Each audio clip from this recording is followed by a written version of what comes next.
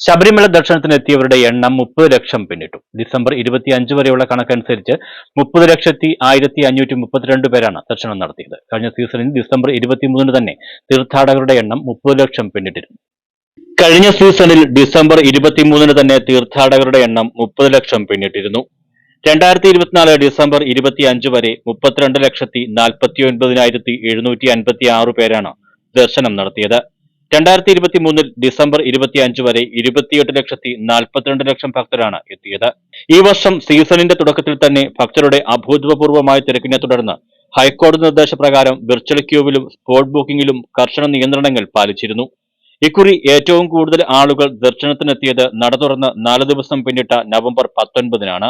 1,02,299 പേർ. ഏറ്റവും കുറവ് പേർ എത്തിയത് ഡിസംബർ 12-നും 49,738 പേർ.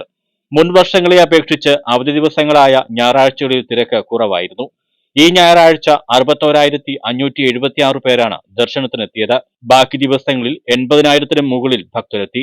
തിങ്കളാഴ്ച 85,847, ചൊവ്വാഴ്ച 83,845, ബുധനാഴ്ച 85,388, വ്യാഴാഴ്ച 89,729 ഭക്തരും സന്നിധാനത്തെത്തി. മണ്ഡലപൂജയുടെ ഭാഗമായി വെള്ളി ശനി ദിവസങ്ങളിൽ വെർച്വൽ ക്യൂ വഴി ഭക്തരെ അനുവദിക്കുന്നത് യഥാക്രമം 30,000, 35,000 ചുരുക്കി. Spot booking 2,000 നിജപ്പെടുത്തിയിരുന്നു. തങ്കഅങ്കി ഘോഷയാത്രയുമായി ബന്ധപ്പെട്ട് വെള്ളിയാഴ്ച രാവിലെ മുതൽ പമ്പയിൽ നിന്ന് ഭക്തരെ കടത്തിവിടുന്നതിൽ നിയന്ത്രണം ഏർപ്പെടുത്തിയിരുന്നു. രാവിലെ 9 വരെയുള്ള കണക്കനുസരിച്ച് 22,039 പേർ ദർശനം നടത്തി. News bureau, Sannidhanam.